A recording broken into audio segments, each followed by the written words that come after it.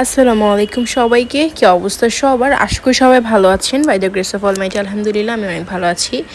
আজকে একটা ভিডিওতে কয়েকটা ডায়েট রেসিপি শেয়ার করব। এখানে প্রথমে আমি কিছু চিকেন এবং লিভার একসাথে সিদ্ধ করে নিয়েছি। টক দই, লবণ, মরিচ, হলুদ, হালকা একটু জিরা এবং ধনেপাতা গুঁড়ি দিয়ে দেন হচ্ছে বাটারের মধ্যে এগুলো ভালো করে নেড়ে চেড়ে একটু ফ্রাই করে নিব।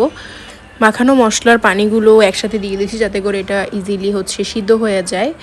এগুলো আগে থেকে হচ্ছে সিদ্ধ করা ছিল, আগে থেকে সিদ্ধ করে দেন নিয়েছি। সাথে কিছু টমেটো এবং হচ্ছে শসাকে সালাদ হিসেবে কুচি করে নিয়েছি। হালকা একটু পিঙ্ক সল্ট, টক দই এবং হচ্ছে কালো গোলমরিচের গুঁড়া, টমেটো ক্যাচাপ আর একটু বুলডগ সস দিয়ে সব কিছু একসাথে মিক্স করে খুব ইজি হেলদি একটা হচ্ছে চিকেন স্যালাড রেডি হয়ে যাবে। এটা বানাতে যেমন ইজি, খেতেও তেমন অনেক মজা।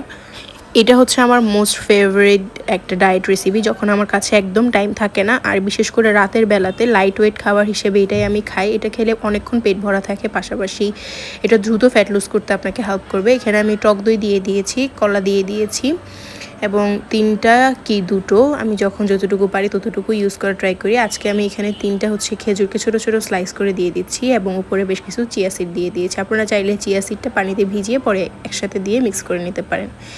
এবার চলেন যাই একটা চিকেন রেসিপিতে। একটা চিকেন ব্রেস্ট পিসকে ভালো করে বয়ল করে নিয়েছি। এরপরে হালকা একটু টক দই, গোলমরিচের গুঁড়া, পিঙ্ক সল্ট, লবণ, মরিচ, হলুদ, জিরা, ধনেপাতা গুঁড়া এগুলো সবগুলো একসাথে মিক্স করে নিব মশলাগুলো। দেন হচ্ছে বেশ কিছুক্ষণ প্রায় 1 ঘন্টা মতন এটা হচ্ছে ম্যারিনেট করে রেখে দিতে হবে। এই রেসিপিটা আপনারা লাঞ্চের টাইমে ট্রাই করতে পারেন। এটা হাই প্রোটিন জাতীয় একটা খাবার এবং একটু হেলদি প্লাস ভারীও।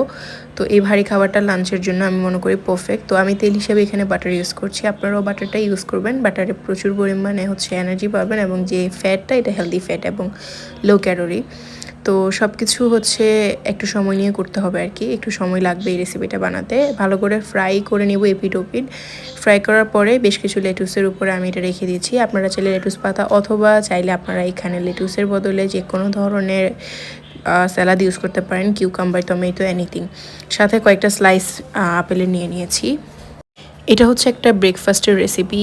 এটা আমি আমার ফার্স্ট মিলে সবসময় নিয়ে থাকি। এটা খুবই ইজি, জাস্ট 10 মিনিটে আপনি করে ফেলতে পারবেন। 10 মিনিটও আসলে লাগে না, 5 মিনিটে করে ফেলা পসিবলি যদি সব আপনার কেটে কুটে রাখা থাকে আর কি। তো আমি সব ফ্রিজে কেটে কুটে রেখে দিই, জাস্ট ডিমটা দিয়ে একসাথে মিক্স করে দিই। এটার রেসিপি আমি আজকে শেয়ার করছি না, অন্য কোনো একদিন এটার রেসিপি আমি আপনাদেরকে শেয়ার করব। যদি আপনারা চান কমেন্ট বক্সে জানাবেন আমাকে। এখন আরেকটা রেসিপি শেয়ার করছি, এটাও একটা লাঞ্চের রেসিপি।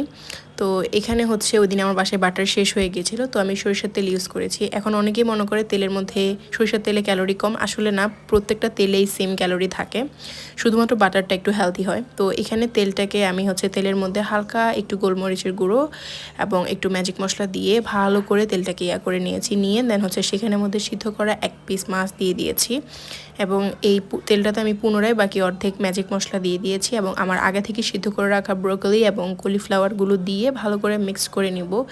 এটা খেতে কিন্তু অনেক মজা, আপনারা চাইলে ট্রাই করে দেখতে পারেন। তবে আমার এখানটাতে লবণ একটু বেশি হয়ে গিয়েছিল, আপনারা লবণটা কমিয়ে দিবেন, যেহেতু ম্যাজিক মশলাতে লবণ থাকে, এক্সট্রা লবণের দরকার নেই। সাথে 2টো ডিম। এটাই ছিল আমার লাঞ্চ।